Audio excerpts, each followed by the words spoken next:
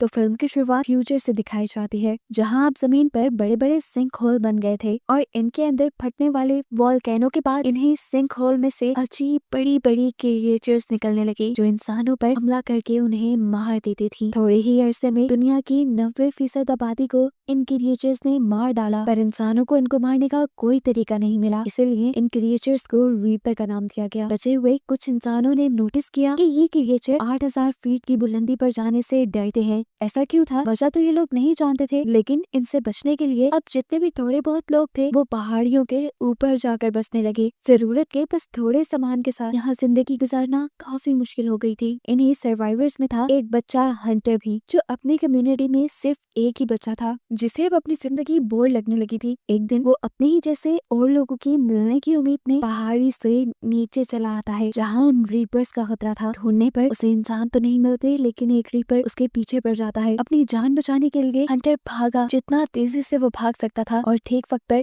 उस रीपर के हमला करने से पहले वो अपनी सेफ लाइन को क्रॉस कर गया। जान तो उसकी बच गई थी, लेकिन अब ये बात उसके डैड को भी पता चल गई थी कि वो नीचे गया था, जो सुनकर उसके डैड बहुत ज्यादा परेशान हो गए और उसके डैड ने उसे समझाया कि नीचे जाना बिल्कुल सेफ नहीं, देखो तुम्हें भागने में भी मसला होता है। यहाँ हमें पता चला कि हंटर को सांस लेने में तकलीफ होती थी और वो हर वक्त फिल्टर्स के सहारे जीता था। हंटर ने अपने डैड को एक्सप्लेन किया, बस मैं और लोगों को ढूंढना चाहता था। जवाब में उसके डैड कहते हैं, देखो हंटर, मैं तुम्हारी मॉम को खो चुका हूँ, अब मैं तुम्हें नहीं खोना चाहता। ये कहकर वो शिकार के लिए चले गए अपने फ्रेंड केटी के साथ, जहाँ शिकार पर भी वो अपने बेटे के लिए काफी उदास और परेशान थे। तब केटी उसे समझाते हैं, देखो वो एक बच्चा है और बच्चे हमेशा नई चीजों को जानने के लिए बेताब होते हैं, तो वे उसे थोड़ी स्पेस देनी चाहिए। ये लोग जब अपना शिकार लेकर वापस आ रहे थे तो रास्ते में इन्हें दिखाई देती है प्रोफेसर नीना। वो रीपर के शेल पर नई नई बुलेट्स बनाकर एक्सपेरिमेंट कर रही थी। कोई तो उनकी बनाई हुई बुलेट उन रीपर को मार सकती थी। 3 साल हो गए थे उन्हें इस एक्सपेरिमेंट को करते हुए, लेकिन अब तक वो नाकाम थी। रात होने पर देखने को मिला कि हंटर की तबीयत बुरी तरह बिगड़ गई, तो देखकर विल भी परेशान हो गया और फौरन उसने जाकर हंटर का फिल्टर चेंज किया। जिसके बाद उसकी तबीयत थोड़ी संभल गई। उसने देखा कि ये उसके पास लास्ट फिल्टर था और अब अगर उसे हंटर की जान बचानी थी तो उसे पहाड़ी से नीचे जाकर हॉस्पिटल से और फिल्टर्स लेकर आने थे। ये बात वो जानता था कि नीचे जाना बिल्कुल सेफ नहीं, लेकिन अपनी बेटी की जान बचाने के लिए उसके पास कोई दूसरी चॉइस भी नहीं थी। यही चीज वो जाकर प्रोफेसर नीना से डिस्कस करता है कि वो नीचे जाने वाला है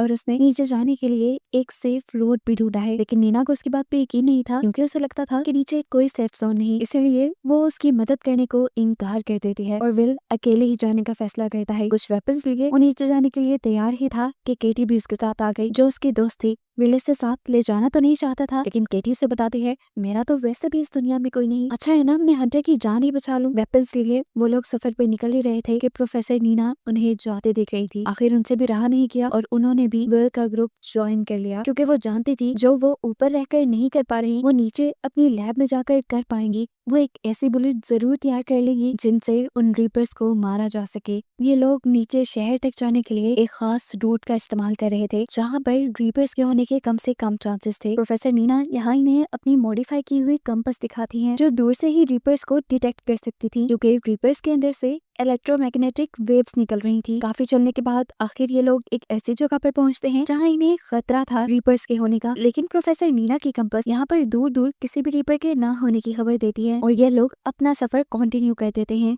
यहाँ पर बहुत सारे मिलिट्री ट्रक्स भी खड़े हुए थे, जो जरूर उन रीपर्स को ही मारने आए होंगे, लेकिन इस लड़ाई में खुद मारे गए। इन ट्रक्स में से विल और केटी अपने सर्वाइवल की चीजें ले लेते हैं। यहाँ पर इन्हें बहुत सारे ग्रेनेड्स भी मिले थे, जिन्हें चलाना केटी जानती थी। उन्हें लग रहा था कि अब इन्हें ग्रेनेड्स के जरिए आगे का सफर आसान होने वाला है। प्रोफेसर नीना को यहीं पर रीपर का खोल भी मिलता है, यानी बॉडी का एक पार्ट, जिसे वो उठा लेती है और यहाँ से और सैंपल कलेक्ट करने लग जाती है, ताकि वो इन रीपर्स के बारे में पता चला सके और इनको खत्म करने का कोई रास्ता ढूंढ सके। यही बातों ही बातों में केटी प्रोफेसर नीना को बुरा भला कहने लग जाती है, क्योंकि उसे लगता था कि प्रोफेसर नीना की वजह से उसकी दोस्त और विल की वाइफ की डेथ हुई थी। इनकी लड़ाई इतनी बढ़ गई कि हाथापाई में बदल गई। अभी ये लोग इसी सब में थे कि अचानक उन्हें दूर से किसी रीपर के होने की आवाज सुनाई दी। आगे बढ़कर इन्होंने देखा ये कोई रीपर नहीं था, बल्कि यहाँ पर बहुत सारे घोड़े थे और ये देखकर वो लोग हैरान हो गए कि रीपर्स जानवरों को नहीं मारते थे, वो तो सिर्फ इंसानों को मार रहे थे। ये लोग अब आगे चेयर लिफ्ट तक जाते हैं, जहाँ से इन्हें अपना अगला सफर कंप्लीट करना था। यहाँ आने पर प्रोफेसर नीना को अपनी कंपास से यहीं करीब एक रीपर के होने का एहसास होता है।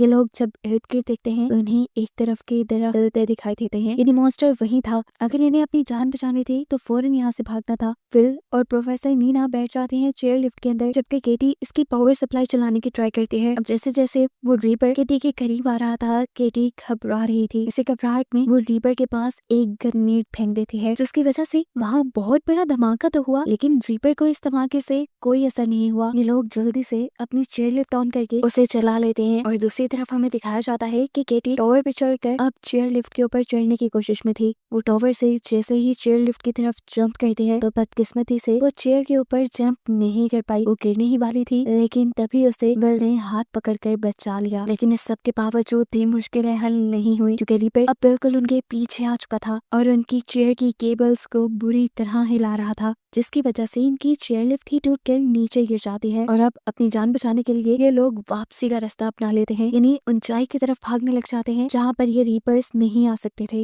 वापस आकर ये लोग अपने घरों को नहीं गए, क्योंकि वो काफी दूर था। ये लोग एक रेस्टोरेंट में रुके थे जहाँ पर ये तीनों बातें करने लगते हैं। प्रोफेसर नीना ने बताती हैं कि जब ये मॉन्स्टर्स इस दुनिया के अंदर आए थे, तब आते ही इन्होंने बिना सोए बिना रुके दुनिया के 95% लोगों को मार दिया, ऐसे जैसे ही इंसानों को ही मारने आए हों। लेकिन एक अजीब बात भी थी कि इन्होंने इंसानों को मारकर खाया नहीं, और ना ही इन्होंने इंसानों के अलावा किसी और जानदार को मारा। इसी वजह से वो हमेशा से इसी डाउट में रही थी कि क्या किसी ने इन रीपर्स को सिर्फ इंसानों को खत्म करने के लिए तो नहीं डिजाइन किया, या शायद ये गॉड की तरफ से भेजे गए हों इंसानों को मारने के लिए। यही बातें करते करते केटी और प्रोफेसर नीना सो जाते हैं, जबकि विल को अपनी वाइफ के साथ बिताए कुछ लम्हे याद आने लगे, जिन लम्हों में उसने प्रोफेसर नीना के बारे में भी बात की थी। वो और प्रोफेसर नीना पार्टनर थी, और विल की वाइफ हमेशा से कहा करती थी कि प्रोफेसर नीना ही वो इंसान है जो रीपर्स को मारने के लिए जरूर कोई गैजेट बना सकती हैं। अगली सुबह हम देखते हैं ये तीनों अपने मिशन पे निकल गए थे। इन्हें अपनी जरूरत का सामान इकट्ठा करने के लिए नीचे शहर की तरफ जाने के लिए बढ़ गए थे। इस टाइम ये लोग एक टनल के जरिए से होते जा रहे थे। आधी टनल तो हाई एल्टीट्यूड पे थी, यानी 8000 फीट की बुलंदी पर थी, जहाँ पर ये रीपर्स नहीं आ सकते थे। लेकिन बाकी आधी टनल का हिस्सा बिल्कुल नीचे की तरफ था, जहाँ पे रीपर्स के होने का खतरा था। इस सब के बावजूद भी ये लोग इस टनल के अंदर बढ़ते रहते हैं। यहाँ पर विल ने प्रोफेसर नीना को ये नहीं बताया था कि उसकी ये कंपास अंडरग्राउंड नहीं चलेगी। काफी घंटों के सफर के बाद इन्हें एक बुरी खबर ये पता चलती है कि टनल की दूसरी एंट्रेंस तो बंद थी। अब इन्हें यहाँ से दूसरी टनल का रास्ता लेना था। इतने घंटों का सफर दोबारा करते तो थक जाते। यहाँ पर एक शॉर्टकट भी था जो छोटी छोटी स्टेयर्स से होकर जाता था। ये लोग उसे इस्तेमाल करने का डिसाइड करते हैं, लेकिन क्योंकि काफी अरसे से ये भी बंद थी तो यहाँ पर बहुत सी चिमगादड़ें थी, बैट्स थी जो इनके ऊपर हमला करती हैं, लेकिन ये लोग बच जाते हैं। फाइनली अब ये लोग एक दूसरी टनल में तो पहुंच जाते हैं, लेकिन यहाँ पर आना इनके लिए बिल्कुल भी अच्छा साबित नहीं हुआ, क्योंकि यहाँ पर पहले से ही एक रीपर मौजूद था जो जैसे बस इनका इंतजार ही कर रहा था। ये लोग जल्दी से अपने हेड्स पे लगी हुई लाइट को कवर कर चुके थे ताकि रीपर इन्हें सेंस ना कर पाए, लेकिन फिर भी रीपर ने इन्हें सेंस कर लिया था, जिससे बचने के लिए ये लोग अब टनल की दूसरी तरफ से भागने लग जाते हैं। और भागते हुए आगे आके थोड़ी ही दूरी पर केटी ने एक ग्रेनेड भी ब्लास्ट कर दिया था, जिससे वो जानती थी कि रीपर तो नहीं मरेगा, लेकिन हाँ उसकी स्पीड थोड़ी कम हो जाएगी उन तक पहुंचने की। और ऐसा करने में वो कुछ % कामयाब हो भी गई थी, लेकिन अब भी रीपर उनके पीछे पीछे था।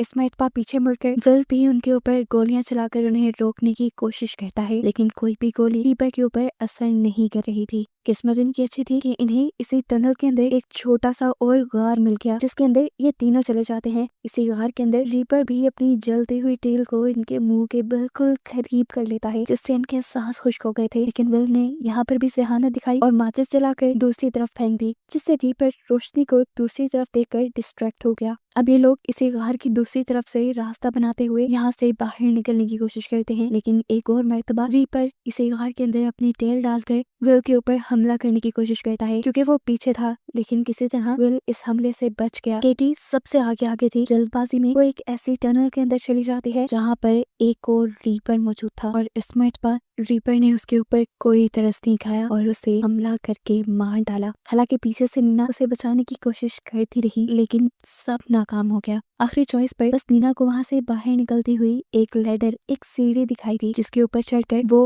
और विल यहाँ से चले गए। केटी को यहीं पर छोड़कर, जिस बात का तो शायद अब इन्हें जिंदगी भर होने वाला था। अब ये लोग एक सेफ एल्टीट्यूड पे आ गए थे, इन्हीं 8000 फीट से ऊपर, जहाँ कोई रीपर नहीं था। ये लोग यहाँ सेफ रह सकते थे, लेकिन नीना इस टाइम सेफ रहने को प्रायोरिटी नहीं देती, बल्कि अपनी मिशन को प्रायोरिटी देती है और अपनी लैब्स की तरफ बढ़ने का फैसला करती है। यहाँ पर बहुत सारे ऐसे घर थे जिसमें अब कोई इंसान नहीं रहता था। उन्हीं में से एक घर के अंदर विल और प्रोफेसर नीना आ चुके थे। यहाँ पे खाने के लिए भी बहुत कुछ था। नीना दोनों के लिए खाना बना दी है और यहाँ बैठकर विल को हंटर की याद आ जाती है। उसे ये खाना बहुत पसंद था, लेकिन उनके शहर में ये सादा सा खाना भी नायाब हो गया था। फिर अब नीना विल को एक्सप्लेन करती है कि कैसे वो डिफरेंट केमिकल्स के मिक्सचर से एक ऐसी बुलेट तैयार कर सकती है जो उन रीपर्स को मार सकता है। नीना को लग रहा था कि इनके अंदर कोई मैग्नेटिक पावर जरूर है, पर एक खास केमिकल कॉम्बिनेशन की मदद से ये लोग उनके अंदर के ही इलेक्ट्रोमैग्नेटिक चार्ज को किसी बॉम्ब की तरह डिस्ट्रॉय कर सकते थे, जिससे उन रीपर्स के मर जाने का 90% तक चांस है। विल को उसकी बातों पे बिल्कुल यकीन नहीं था, और अब विल को तो इस बात पे भी यकीन नहीं आ रहा था कि नीना की फ्रेंड यानी विल की वाइफ वो नीना की इस थ्योरी पे बिलीव करती थी। खैर अगले दिन ये लोग लैब की तरफ बढ़ जाते हैं। पहला स्टॉप यहाँ पर विल ने एक हॉस्पिटल के पास किया था, जहाँ से उसे हंटर की मेडिसिन और फिल्टर्स लेने थे। गन लिए वो आगे बढ़े थे, क्योंकि जानते थे कहीं ना कहीं से इनका सामना रीपर से हो सकता है। लेकिन अभी तक प्रोफेसर नीना की कंपस ने इन्हें किसी भी मॉन्स्टर के यहाँ होने का इशारा नहीं दिया था। फाइनली विल को भी हंटर की मेडिसिन मिल जाती है, जिसका वो स्टॉक अपने बैग में रख लेता है, जितना वो रख सकता था। इसके बाद ये लोग तेजी से यहाँ से भागने ही वाले थे, लेकिन तभी उन्हें एहसास हुआ कि इस हॉस्पिटल के अंदर कोई रीपर छुपा हुआ है, जिसे नीना के कंपस ने डिटेक्ट इसलिए नहीं किया था क्योंकि वो कंपस अब खराब हो चुका था। ये लोग तेजी से उससे बचकर भागने की कोशिश करते हैं, लेकिन वो रीपर वॉल्स तोड़ते हुए इनके ऊपर हमला करने लग जाता है। यहाँ तक कि उसने तो अपने टेंटिकल की मदद से विल को कैद भी कर लिया था। यहाँ पर प्रोफेसर नीना बहुत ही होशियारी से पास पड़े फायर बॉक्स में से एक्स निकालकर उस रीपर की टेल के ऊपर हमला कर देती है, जिसकी वजह से रीपर विल को छोड़ देता है। अब इन्हें फौरन यहाँ से भागना था, लेकिन भागने से पहले नीना यहाँ के सारे ऑक्सीजन सिलेंडर खोल चुकी थी, जिसकी वजह से वहाँ पर फॉग पैदा हो जाए और रीपर्स को वो लोग नजर ना आए। ये आइडिया भी अच्छा था, लेकिन विल के दिमाग में जो आइडिया था वो इससे भी ज्यादा कमाल का था। विल एक ऑक्सीजन टैंक के ऊपर शूट कर देता है, जिससे वहाँ पे बहुत बड़ा एक्सप्लोजन हुआ था और प्रेशर से वो रीपर उड़कर इस बिल्डिंग से बाहर जा चुका था। ये लोग ऊपर से खड़े हुए रीपर को देखते हैं जो बेजान जमीन पे पड़ा था, लेकिन ये लोग नहीं जानते थे कि वो रीपर मरा है या बेहोश है। ज्यादा देर ये लोग रुक नहीं सकते थे यहाँ पर, इसीलिए विल नीना से वापस चलने को कहता है, पर नीना कहते हैं नहीं विल, मुझे मेरे लैब तक जाना है ताकि मैं इन्हें मारने के लिए कोई नई बुलेट तैयार कर पाऊँ। विल नीना की बात मान जाता है और ये लोग ट्रक में ही बैठकर लैब के लिए निकल जाते हैं, और इनके यहाँ से जाते ही हमें दिखाया गया कि वो रीपर दोबारा होश में आ चुका था। इधर लैब में आते ही नीना अपना काम शुरू कर चुकी थी, जबकि विल इस लैब को विजिट कर रहा था, जहाँ पर उसे प्रोफेसर नीना की फैमिली पिक्चर भी दिखाई दी। ये देखकर वो शॉक रह गया कि नीना की एक फैमिली भी थी, क्योंकि उसने कभी अपनी फैमिली के बारे में कुछ डिस्कस नहीं किया था। ये सवाल करते ही नीना की भी आंखों से आंसू निकलने लगे और उसने बताया कि जिस दिन पहली मर्तबा रीपर्स ने दुनिया पर हमला किया था, उस दिन मैं लैब में ही थी। मेरी फैमिली मुझे बुलाती रह गई, लेकिन मैंने लैब में रहने का फैसला किया और मेरी ही वजह से मेरी फैमिली मर गई और आज मैं जिंदा हूँ। ये सुनकर फिल भी काफी इमोशनल हो जाता है। नीना दोबारा बात कंटिन्यू करती है और कहती है बस वो दिन था और आज का दिन मैंने इन रीपर्स से बदला लेने की ठान ली थी, और देख लेना मैं उनसे अपनी फैमिली का बदला जरूर लूंगी। ये बात करने के बाद नीना पीछे मुड़कर एक बुलेट शूट करती है रीपर के स्केल पर, लेकिन स्केल को अभी भी कुछ नहीं होता, जिसका मतलब था कि अभी उसकी बुलेट कंप्लीट नहीं हुई। ये देखकर वो विल से कहती है तुम जाओ अपने बेटे के पास वापस चले जाओ, मैं यहाँ पर तब तक रुकूंगी जब तक मुझे कोई सोल्यूशन ना मिल जाए, जब तक मैं कोई नई बुलेट ना बना लूं। विल भी नीना की बात मानते हुए यहाँ से चला जाता है, क्योंकि हंटर को उसके पास मौजूद मेडिसिन की ज्यादा जरूरत थी, जबकि नीना बुलेट्स बनाने में इतनी ज्यादा बिजी हो जाती है कि उसे एहसास ही नहीं होता कब उसके लैब में एक रीपर आ जाता है। रीपर की आवाज सुनते ही उसने आंखें बंद कर ली, और आंखें बंद करते ही उसे ख्याल आया कि उसने कुछ केमिकल कंपोजिशन तो ट्राई ही नहीं किए जो सच में काम कर सकते थे। ये ख्याल आते ही वो जल्दी से केमिकल्स मिक्स करते हुए एक नई बुलेट बनाने लगी, जबकि यहाँ रोड पे हमें दिखाया गया कि विल बहुत ही तेजी से ऊपर अपने टाउन की तरफ जाने की कोशिश में था, लेकिन तभी उसकी कार का एक पत्थर से टकराकर एक्सीडेंट हो गया, और इस एक्सीडेंट की वजह से वो बेहोश हो गया। कुछ देर बाद जब उसे होश आया तो उसके करीब से भी एक रीपर की, एक मॉन्स्टर की आवाज आ रही थी। उसे अपनी जान बचाने के लिए जल्द से जल्द यहाँ से निकलना था। कार वो उसकी भी कर नहीं सकता था, इसीलिए वो कार के फ्रंट मिरर को तोड़ते हुए कार से बाहर निकल आता है और रीपर से बचकर ऊपर की तरफ भागने की कोशिश में लग जाता है। लेकिन इस मर्तबा शायद उसकी ये कोशिश नाकाम हो जाती, क्योंकि रीपर बिल्कुल उसके करीब था। इससे पहले कि रीपर उसके ऊपर हमला करता, विल को गोली की आवाज सुनाई देती है और सरप्राइजिंगली इस मर्तबा नई बुलेट से वो रीपर मर भी जाता है। गोली चलाने वाली और कोई नहीं बल्कि नीना ही, जिसने अपने नए एक्सपेरिमेंट से एक ऐसी बुलेट बना ली थी जो रीपर्स को मार सकती थी। उसने अपने पास मौजूद भी रीपर को इसी बुलेट से मारा था और अब वो विल को बचाने के लिए भी ठीक टाइम पर पहुंच गई थी। जब वो रीपर मरा था तो वाकई वहाँ पे एक बहुत बड़ा एक्सप्लोजन हुआ था, एक धमाका हुआ था, जिसका मतलब था कि नीना ठीक थी। इन रीपर्स के अंदर कोई इलेक्ट्रिक चार्ज था, जिन चार्ज में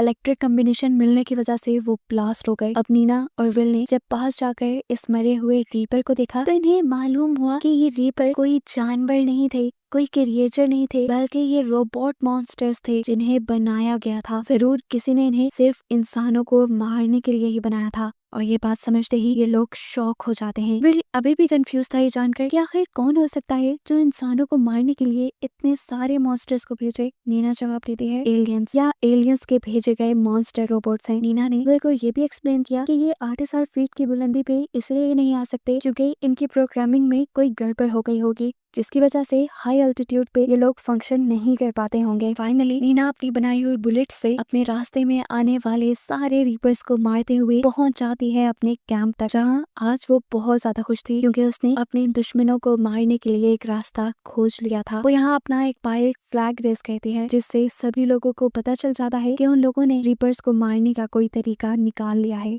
सभी सर्वाइवर्स रीपर्स के साथ उनकी इस जंग के लिए तैयारी में लग जाते हैं और नीना के बताए फॉर्मूला से बहुत सारी बुलेट्स बनाते हैं, जिसमें से एक बुलेट पर इन्होंने केटी का नाम लिखा था, क्योंकि नीना को लैब तक ले जाने की करेज कहीं ना कहीं उसे केटी नहीं दी थी, इसीलिए इसका क्रेडिट केटी को तो जाता ही था। बहुत सारी बुलेट्स बनाने के बाद ये सर्वाइवर्स अब रीपर्स के साथ अपनी जंग में लग जाते हैं और जितना हो सकता था ये लोग रीपर्स को मारते हुए अपनी जगह को वापस लेना शुरू कर देते हैं। जबकि यहाँ दिखाया जाता है कि नीना अभी तक उस रीपर की बॉडी को स्टडी कर रही थी, जहाँ पर आज उससे मिलने के लिए विल भी आया। ये लोग टेलीस्कोप लगाए आसमान की तरफ देख रहे थे, जहाँ पर नीना को 3 बड़ी बड़ी स्पेसशिप आसमान से जमीन पर आते हुए दिखाई देती हैं, जिसका मतलब था कि इन्होंने जिन रीपर्स को मारा था उनके बारे में एलियंस को खबर हो गई थी और एलियंस अब इनसे एक पूरी जंग के लिए तैयार होकर आए थे। आगे अब क्या होने वाला था, इसी मिस्ट्री के साथ ये मूवी यहीं पर खत्म हो जाती है।